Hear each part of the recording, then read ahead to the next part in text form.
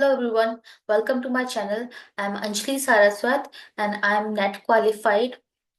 So on this channel, you will find content related to UGC NET examination, and we were talking about key behaviors and helpful behaviors of teaching in our previous video. In this video, we will learn about teaching aids or teaching support system. So let's get started. Teaching aid या teaching support system क्या होता है? ये ऐसा system है जो teacher को सिखाने में और एक लर्नर को सीखने में हेल्प करता है।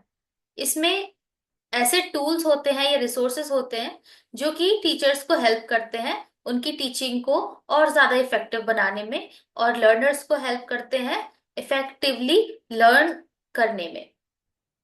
Teaching support system is a combination of tools and resources that help teachers improve the effectiveness of teaching learning process.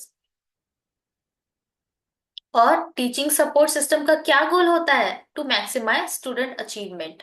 यानी कि टीचिंग एड या टीचिंग सपोर्ट सिस्टम ऐसे टूल्स या रिसोर्सेज हैं जिनका इस्तेमाल टीचर के द्वारा किया जाता है स्टूडेंट की अचीवमेंट को बढ़ाने के लिए। और टीचिंग एड या टीचिंग सपोर्ट सिस्टम दो तरह के होते हैं, traditional and modern. Traditional means पारंपरिक, पुराने। मॉडर्न मीन्स आधुनिक या नए। अब सम टीचर सेंटर्ड मेथड्स जो कि पहले जमाने से चलते हुए आ रहे हैं, जो कि पहले से चलते हुए आ रहे हैं टीचर सेंटर्ड मेथड्स, वो है चॉक एंड टॉक, जिसमें कि टीचर चॉक से ब्लैक बोर्ड पे लिखता है और पढ़ाता है। और talk method, chalk and talk means chalk से बोर्ड पे लिखना और बात करके पढ़ाना या लेक्चर देना, या व्हाइट बोर्ड पे लिखना मार्कर से। ये सारे के सारे टीचर सेंटर्ड मेथड्स हैं, पारंपरिक मेथड्स हैं। दूसरे हैं मॉडर्न, जो कि लर्नर सेंटर्ड हैं, और इसमें brainstorming, group discussion, role playing, इस तरह की चीजें आती हैं। तो ऐसा भी कहा जा सकता है कि जो ट्रेडिशनल टीचिंग एड्स या फिर ट्रेडिशनल टीचिंग सपोर्ट सिस्टम है वो टीचर सेंटर्ड है, टीचर सेंटर्ड मेथड्स हैं।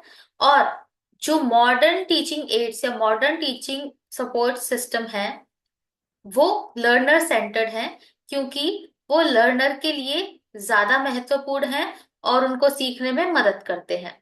अब आगे चलते हैं। यहाँ पे कुछ मेथड्स हैं, इनको हम समझते हैं। Lecture method.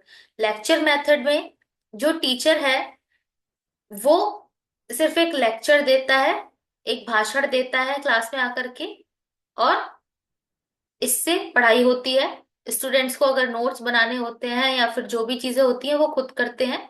टीचर का काम बस इतना है कि उसने लेक्चर दिया और काम खत्म। तो ये कैसा हो गया? टीचर सेंटर्ड मेथड, जो कि ट्रेडिशनल मेथड है। दूसरा है प्रोजेक्ट मेथड। प्रोजेक्ट मेथड में क्या होता है कि आपको एक प्रोजेक्ट के ऊपर काम करना होता है और इसके दौरान आप बहुत सारी चीजें सीखते हैं जिससे आपकी लर्निंग होती है। प्रोजेक्ट मेथड जो है ये आपको दूसरों के साथ बॉन्ड करने में भी हेल्प करता है। तो प्रोजेक्ट मेथड में बच्चे प्रोजेक्ट पे काम कर रहे हैं, तो ये जो है एक लर्नर सेंटर्ड मेथड है। तीसरा है ब्रेनस्टॉर्मिंग। ब्रेनस्टॉर्मिंग में क्या है?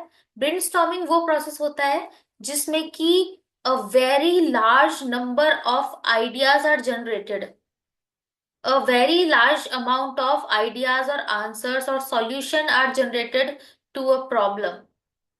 तो ब्रेनस्टॉर्मिंग ऐसा एक प्रोसेस है जिसको आप बहुत जगह पे यूज कर सकते हैं किसी भी एक प्रॉब्लम का सॉल्यूशन निकालने के लिए। इसमें टीचर आपको एक क्वेश्चन देता है और आपको उससे रिलेटेड जितने भी आंसर्स होते हैं या सॉल्यूशंस होते हैं आप वो लिखना शुरू करते हो। नेक्स्ट है रोल प्लेइंग। रोल प्लेइंग जो है, ब्रेनस्टॉर्मिंग भी स्टूडेंट सेंटर्ड मेथड है। Fourth is role playing. Role playing में जो लर्नर्स हैं वो अपने आप को एक कैरेक्टर प्ले करने के लिए तैयार करते हैं, और रोल प्लेइंग के जरिए उनकी लर्निंग होती है और इसमें लर्नर्स का इन्वॉल्वमेंट है। तो ये जो मेथड है ये भी लर्नर सेंटर्ड है। Computer assisted learning. Computer assisted learning क्या है? इसमें जो पढ़ाई हो रही है वो कंप्यूटर की हेल्प से हो रही है। जैसे कि अगर टीचर आपको कोई चीज समझा रहा है, तो आजकल मॉडर्न क्लासरूम्स हो गए हैं जिनमें कि आपके पास एक पूरा डिजी बोर्ड होता है, आपके पास एक स्टाइलस होता है, और उस पे वीडियोस या पिक्चर्स या डेमोन्स्ट्रेशंस दिखा करके लर्निंग कराई जाती है। तो इसको हम कंप्यूटर असिस्टेड लर्निंग कह सकते हैं, जिसमें कि कंप्यूटर की हेल्प से लर्निंग हो रही है। नेक्स्ट है सेमिनार। सेमिनार क्या होता है? इसमें एक पैनल होता है एक्सपर्ट्स का। वो किसी एक सब्जेक्ट पे या किसी एक फील्ड पे पेपर्स प्रेजेंट करते हैं। अभी आप पीएचडी वगैरह करेंगे तो आपको भी ये सब चीजों में सम्मिलित होना होगा, जिसमें कि वो अपना पेपर प्रेजेंट करते हैं, और उसके बाद वो क्वेश्चन आंसर सेशन करते हैं, जिसमें कि स्टूडेंट्स उनसे क्वेश्चन आंसर पूछ सकते हैं। नेक्स्ट है डेमोन्स्ट्रेशन मेथड। डेमोन्स्ट्रेशन में क्या होता है? डेमोन्स्ट्रेशन वो मेथड है जिसमें कि आप किसी भी प्रोसीजर की या फिर किसी भी चीज की वर्किंग दिखा रहे होते हो प्रैक्टिकली, लर्नर्स को सिखाने के लिए। टीचर शोइंग द वर्किंग और ऑफ अ प्रोसीजर और ऑब्जेक्ट प्रैक्टिकली। जैसे कि अ, अगर आपने साइंस ली हुई थी, आपने 11th 12th में या फिर 9th 10th में भी, तो केमिस्ट्री लैब में जब टीचर आपको एक्सपेरिमेंट्स करके दिखाती थी कि you will mix this with this and it will change the colour, so first they show you how to do it and you learn by watching that. इसको बोलते हैं डेमोन्स्ट्रेशन मेथड। नेक्स्ट है heuristic method. Heuristic का मतलब है, होता है जिसमें कि आपकी लर्निंग होती है करने से, यानी कि लर्निंग बाय डूइंग। जब आप कुछ करते हो काम, तब आप सीखते हो। तो लर्निंग बाय डूइंग, आप चीजें कर कर सीखते हो, इसको बोलते हैं ह्यूरिस्टिक मेथड। नेक्स्ट है फ्लिप्ड क्लासरूम। फ्लिप्ड का मतलब क्या है? पलट गया। पलट गया यानी कि जो कन्वेंशनल क्लासरूम होता है उसमें आपको टीचर लेक्चर देता है, क्लास में समझाता है, पढ़ाता है, उसके बाद जो है आपको घर के लिए होमवर्क देता है। तो आप क्लास में पढ़ाई करते हैं और घर जाके अपना होमवर्क करते हैं। लेकिन फ्लिप्ड क्लासरूम में क्या होता है कि टीचर जो है वो वीडियो लेक्चर्स प्रोवाइड करता है लर्नर्स को, जो कि लर्नर घर पे बैठ के देख सकता है। और लर्नर जो होते हैं वो असाइनमेंट करते हैं क्लास में जा करके। यानी कि जो भी लर्निंग का काम है वो वीडियोस के द्वारा हो रहा है। घर पे बैठकर टीचर वीडियोस प्रोवाइड करा रहा है बच्चों को, वो आराम से घर पे बैठ के देख रहे हैं। लेकिन जो असाइनमेंट्स हैं या होमवर्क वाली जो चीज है, वो जो लर्नर है क्लास में बैठ के कर रहे हैं, जिससे कि एक मीनिंगफुल डिस्कशन हो पाएगा। और ये एक बहुत ही बेहतर तरीका है जिससे कि टाइम को भी अच्छे से यूटिलाइज किया जा सकता है, और क्लास में एक क्वालिटी डिस्कशन हो सकता है। जब सारे बच्चे एक टॉपिक पढ़कर आएंगे तो उसके ऊपर एक फ्रूटफुल कॉन्वर्सेशन हो सकती है, एक गुड डिस्कशन हो सकता है, जिससे कि एक बेहतर लर्निंग करने में हेल्प मिलती है। नेक्स्ट है काइनेस्थेटिक लर्निंग, या टेक्टाइल या हैंड्स ऑन लर्निंग। ये तीनों ही नाम से आ सकता है, इसका मतलब एक ही है। इसमें जो पहला वर्ड है काइनेस्थेटिक लर्निंग, इसमें जो काइनेस्थेटिक वर्ड है, इसका मतलब है, आपने फिजिक्स पढ़ी होगी तो आपको समझ आएगा कि काइनेटिक अगर कहीं लग रहा है, इसका मतलब है कोई चीज मूव कर रही है। मूव कर रही है मतलब फिजिकल एक्टिविटीज से रिलेटेड ये आपकी लर्निंग होगी। यानी कि आप फिजिकल एक्टिविटीज करके इसमें सीखेंगे। इसमें एम्फेसिस होता है फिजिकल एक्टिविटीज में, जोर दिया जाता है फिजिकल एक्टिविटीज के साथ आपकी लर्निंग कराने में। जैसे कि आपने जैसे खेल हो गया, आप कोई भी स्पोर्ट खेलते हैं तो उसमें कैसे आप सीखते हैं? अगर आप हॉकी खेल रहे हैं तो आपको ड्रिबल करना सिखाया जाता है, ठीक है? तो ये क्या हो गई? फिजिकल एक्सरसाइज हो गई, फिजिकल एक्टिविटी हो गई, और ऐसा करके आप सीख रहे हैं। तो ये काइनेस्थेटिक लर्निंग का एक एग्जाम्पल हो गया। नेक्स्ट है team teaching method. Team teaching में क्या होता है कि यहाँ पे दो या दो से ज्यादा टीचर्स जो हैं एक्टिविटीज प्लान करते हैं लर्नर्स के लिए, और उनका टारगेट ग्रुप होता है सेम ग्रुप ऑफ स्टूडेंट्स।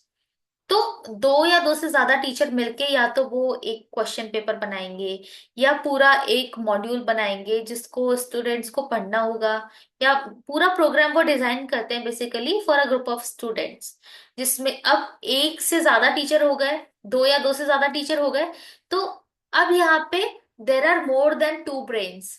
तो आपको हर टीचर से कुछ ना कुछ सीखने के लिए मिलेगा। तो यहाँ पे आपके लर्निंग के हॉराइजन्स बढ़ जाते हैं। तो team teaching method is also a very good method of learning.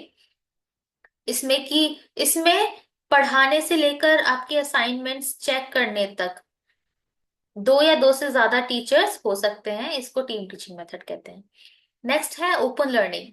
Open learning जैसा कि नाम से ही क्लियर है, इसमें ना तो एज का, ना प्लेस का, ना टाइम का कोई बैरियर होता है। स्टूडेंट जो होते हैं जब चाहे तब पढ़ सकते हैं और जब चाहे तब एग्जाम दे सकते हैं। इसमें किसी भी उम्र के लोग कहीं भी बैठ करके किसी भी वक्त पढ़ाई कर सकते हैं। नेक्स्ट है पैनल डिस्कशन। पैनल डिस्कशन में क्या होता है, या तो स्टूडेंट्स को चूज किया जा सकता है क्लासरूम से या फिर एक स्कूल से डिस्कशन के लिए, या फिर एक ग्रुप या फिर एक एक्सपर्ट्स का पैनल इनवाइट किया जा सकता है जिसमें कि किसी एक स्पेसिफिक टॉपिक के बारे में डिस्कशन होगा और उस टॉपिक के बारे में लर्निंग होगी थ्रू डिस्कशन। एक फ्रूटफुल डिस्कशन हो सकता है अगर आपके पास एक ग्रुप है जिसमें कि एक्सपर्ट्स हैं उस सब्जेक्ट से रिलेटेड। इस तरह से पैनल डिस्कशन भी एक इम्पॉर्टेंट मेथड है। Let's move on to next slide. Next slide है, इसमें कुछ मॉडर्न टीचिंग सपोर्ट सिस्टम के टाइप्स दिए हुए हैं। मॉडर्न टीचिंग सपोर्ट सिस्टम जो है लर्नर सेंटर्ड होते हैं। इसमें एक आता है आपका माइंड और कंसेप्ट मैप, माइंड मैप या कॉन्सेप्ट मैप। इसमें एक विजुअल रिप्रेजेंटेशन होता है जिसमें कि इंफॉर्मेशन ऑर्गेनाइज रहती है in the form of a hierarchy, और ये यूजुअली एक सिंगल कंसेप्ट के आसपास इवॉल्व करता है। इसमें इमेजेस हो सकती है, स्मॉल वर्ड्स हो सकते हैं, और यहाँ आप देख सकते हैं साइड में जो डायग्राम आप देख रहे हैं ये माइंड मैप का एग्जाम्पल है। इस तरीके से चीजें शो की जाती हैं माइंड मैपिंग में, माइंड मैप या कंसेप्ट मैप में। अब जैसे कि आपको बीच में यहाँ पे जो ब्रेन है विद अ बल्ब, यहाँ पे लिख दिया जाए रिसोर्सेज, और ये जो एरो बना के लिखा हुआ है यहाँ लिख दिया जाए रिन्यूएबल रिसोर्सेज या नॉन रिन्यूएबल रिसोर्सेज। तो ये एक डायग्राम के फॉर्म में आपको समझ आ रहा है कि रिन्यूएबल सोर्सेज और नॉन रिन्यूएबल सोर्सेज जो हैं वो इसके पार्ट है कि रिसोर्सेज दो तरह के हो सकते हैं, रिन्यूएबल एंड नॉन रिन्यूएबल। अब रिन्यूएबल में भी यहाँ पे आप और ब्रांचेस निकाल के लिख सकते हैं। रिन्यूएबल कौन कौन से फ्यूल्स हो सकते हैं या एनर्जी हो सकती है, नॉन रिन्यूएबल में क्या क्या आ जाएगा। तो इस तरह से आप डायग्राम के फॉर्म में इस चीज को देखकर समझ पा रहे हैं। और ये बहुत ही अच्छा तरीका है, अगर आप नोट्स बनाते हैं तो इस तरीके को जरूर यूज कीजिए। इससे जब आप इमेज की तरह किसी चीज को देखते हैं तो इमेज को जो हमारा ब्रेन है वो जल्दी कैप्चर करता है और लंबे टाइम के लिए रिटेन करता है। तो it is a very good thing to do when you are making notes. Next है ब्रेनस्टॉर्मिंग। ब्रेनस्टॉर्मिंग अभी हम समझ के आए हैं लास्ट पेज पे भी। Brainstorming is a group problem solving technique जिसमें कि generating new ideas and solution ये चीजें होती हैं। ये अकेले भी कर सकता है कोई लर्नर और ग्रुप में भी कर सकता है। इसमें बहुत सारे आइडियाज जनरेट करते हैं या फिर सॉल्यूशन जनरेट करते हैं। थिंक पेयर शेयर, नाम से समझ आ रहा है, थिंक सोचना है, पेयर शेयर साथ में मिलकर सोचना है। थिंक पेयर शेयर को शॉर्ट में टीपीएस भी कहा जाता है। ये कोऑपरेटिव लर्निंग एक्टिविटी है। कोऑपरेटिव मीन्स साथ में मिलकर सीखने वाली एक्टिविटी है जिसमें कि इंस्ट्रक्टर जो है, जो भी टीचर है या जो भी आपका इंस्ट्रक्टर है, वो एक क्वेश्चन देता है और स्टूडेंट या लर्नर जो है वो सोचते हैं पहले खुद से इसके बारे में, और उसके बाद जो भी रिस्पॉन्सेज हैं वो उनके पास बैठे हुए पर्सन या दूसरे लर्नर के साथ डिस्कस करते हैं। तो ये थिंक पेयर शेयर है कि आपने एक क्वेश्चन सुना, उसके बारे में सोचा और अब आप उसके ऊपर डिस्कशन कर रहे हैं, जिससे आपको और ज्यादा सीखने को मिलेगा और एक चीज को एक से ज्यादा पर्सपेक्टिव से देखने का मौका मिलेगा। आप क्या सोचते हैं, आपके सामने वाला क्या सोचता है उस क्वेश्चन के सॉल्यूशन के बारे में, तो आपको और ज्यादा क्लैरिटी मिलती है उस टॉपिक से रिलेटेड। नेक्स्ट है फिश बोल टेक्निक। फिश बोल क्यों है इसका नाम? फिश बोल, ये साइड में अगर आप देखें एक डायग्राम बना हुआ है, इसमें चेयर लगी हुई है एक सर्किल में, और अंदर भी चेयर लगी हुई है एक सर्किल में। तो ये बोल सर्कुलर होता है और ये भी सर्कुलर डिजाइन में चेयर लगी हुई है। इन पे जो लर्नर्स हैं वो बैठते हैं, और इसमें जो आउटर सर्किल है इन लोगों का काम अलग होता है, और जो इनर सर्किल में जो लर्नर्स बैठे हैं इनका काम अलग होता है। जो इनर सर्किल है फिश बोल का, इस पूरे स्ट्रक्चर को अब आप फिश बोल कहेंगे। तो फिश बोल का जो इनर सर्किल है, इसमें जो स्टूडेंट्स बैठे हैं दे डिस्कस, वो बात करते हैं और डिस्कस करते हैं किसी टॉपिक के बारे में जिसके बारे में आपके इंस्ट्रक्टर ने आपको बोला है। और जो आउटर सर्किल है इस फिश बोल का, यहाँ जो लर्नर्स बैठे हैं ये उस डिस्कशन को सुनते हैं और नोट्स बनाते हैं। यानी कि जो लोग इनर सर्किल में बैठे हैं वो डिस्कस करते हैं एक्टिवली, और जो आउटर सर्किल में जो लर्नर्स हैं वो उस डिस्कशन को सुनते हैं। और ये जो दोनों सर्किल के लर्नर्स हैं ये इंटरचेंज भी हो सकते हैं। यानी कि अगर आउटर सर्किल में कोई लर्नर है, उसको अगर अपना कोई आइडिया देना है या अपना पर्सपेक्टिव रखना है, तो यहाँ से उठकर ये इनर सर्किल में जा सकता है, और इनर सर्किल से जो डिस्कशन करने वाला लर्नर है वो बाहर जाकर भी बैठ सकता है। तो ऐसा करने से जो डिस्कशन वाला सर्किल है यानी इनर सर्किल है और आउटर सर्किल है, दोनों ही अपने आइडियाज को बाकी लोगों तक पहुंचा पाते हैं, और अलग अलग पर्सपेक्टिव सामने आते हैं। इससे आपकी बेहतर अर्निंग हो पाती है। और ये बहुत ही अच्छी टेक्निक है अच्छी लिसनिंग स्किल्स डेवलप करने के लिए, और अच्छी स्पीकिंग स्किल्स डेवलप करने के लिए भी।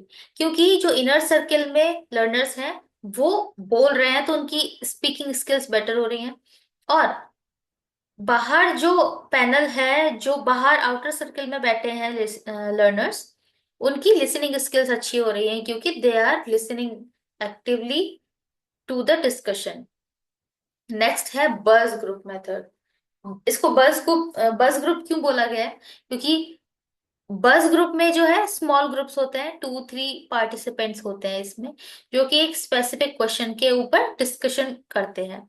इसमें जब 2-3 लोग बात करते हैं तो कैसी बज ऐसा साउंड आता है ना जब 2-3 लोग बात करते हैं। तो इसीलिए इसको बज ग्रुप मेथड बोला गया है, क्योंकि व्हेन दे डिस्कस एक बजिंग साउंड प्रोड्यूस होती है जब वो डिस्कस करते हैं। इसीलिए इसको बज ग्रुप डिस्कशन बोला गया है, बज ग्रुप मेथड बोला गया है। Let's move on to next slide. Questions आ गए हैं। जून 23 का क्वेश्चन है हमारे सामने। In which method of collaborative learning the main purpose is to develop listening skills in the students. जितने भी नीचे आपके पास 4 ऑप्शंस हैं, इनमें से कौन सा मेथड है जिससे कि लिसनिंग स्किल्स बेहतर होती हैं? कोलैबोरेटिव लर्निंग मेथड है जिससे लर्निंग स्किल्स बेटर होती हैं। तो सर्किल ऑफ वॉइसेस हमने पढ़ा है, कोई नहीं पढ़ा। Problem solving, fish bowl strategy, jigsaw strategy. तो अभी हमने लास्ट स्लाइड पे ही पढ़ा था फिश बॉल स्ट्रेटेजी। इसका करेक्ट आंसर हो जाएगा, क्योंकि fish bowl strategy is good for developing listening skills as well as speaking skills.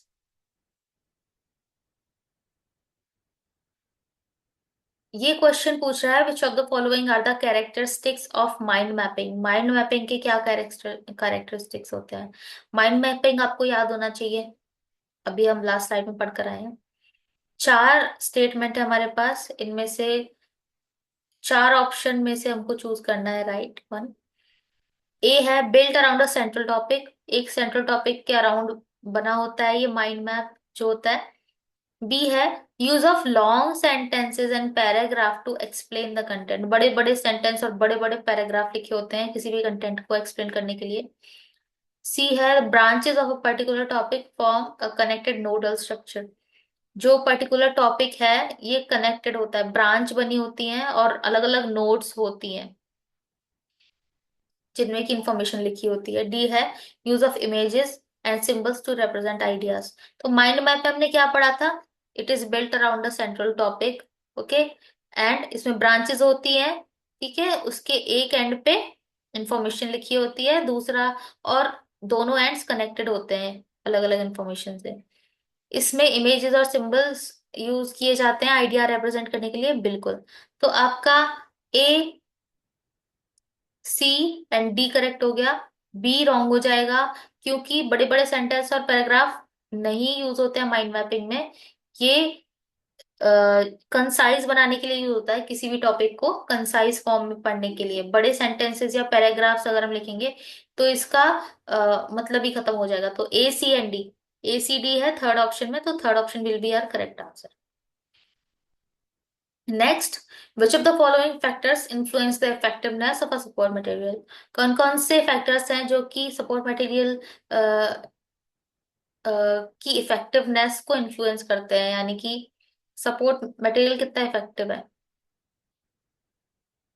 अब यहाँ पे फोर स्टेटमेंट्स हैं, clarity and comprehensibility, quantity of material, appropriateness for a learner's age and level, and fourth one is relevance to the learning objective। Support material कितना effective है, यानी कि आपके पास जो मटेरियल है जिससे आपको पढ़ाई करनी है वो कितना इफेक्टिव है, कैसे पता चलेगा, मतलब कौन कौन सी चीजें उसमें होनी चाहिए उस स्टडी मटेरियल में कि वो इफेक्टिव हो। यानी कि एक सपोर्ट मटेरियल के बारे में आपको पॉजिटिव चीजें बतानी है जो उसमें होनी चाहिए। और हम पढ़कर आए थे कि behaviour and support behaviours in previous video, so keep that in mind and try to solve this question. Support material कैसा होना चाहिए, क्लैरिटी होनी चाहिए, कॉम्प्रिहेंसिबिलिटी होनी चाहिए, बिल्कुल सही बात है, होनी चाहिए।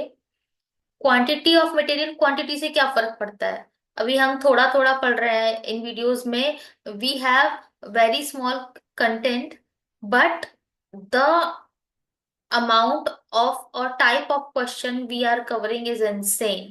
So the quantity of material does not matter at all।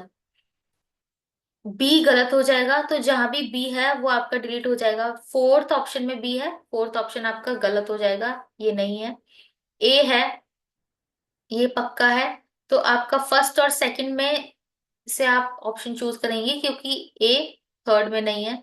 Third और फोर्थ आपके कैंसिल हो गए, ए एंड बी। अब ए नहीं है, बी नहीं है, सॉरी, अब ए है आपका, बी नहीं है, सी लर्नर के एज और लेवल के हिसाब से अप्रोप्रिएट होना चाहिए सपोर्ट मटेरियल है, बिल्कुल ठीक बात है। अगर आप एक छोटे बच्चे को कैलकुलस सिखाएंगे तो वो नहीं सीख पाएगा, उसके लिए आपको धीरे धीरे चीजें सिखानी पड़ेंगी, उसको धीरे धीरे वो इक्वेशंस करना सीखेगा। और बड़ा होते होते जब वो 11th 12th में आएगा तो कैलकुलस करेगा। तो स्टडी मटेरियल का एज अप्रोप्रिएट होना या लर्नर के लेवल के हिसाब से अप्रोप्रिएट होना बहुत जरूरी है। तो आपका सी भी करेक्ट हो जाएगा। और relevance to the learning objective, आपका जो लर्निंग ऑब्जेक्टिव है इससे रिलेटेड होना चाहिए, ये भी बिल्कुल ठीक है। तो A C and D correct हो जाएगा, आपका सेकंड ऑप्शन करेक्ट हो जाएगा। अभी के लिए इतना ही, बाकी हम पढ़ेंगे नेक्स्ट वीडियो में। सो तब तक के लिए thank you so much, keep learning.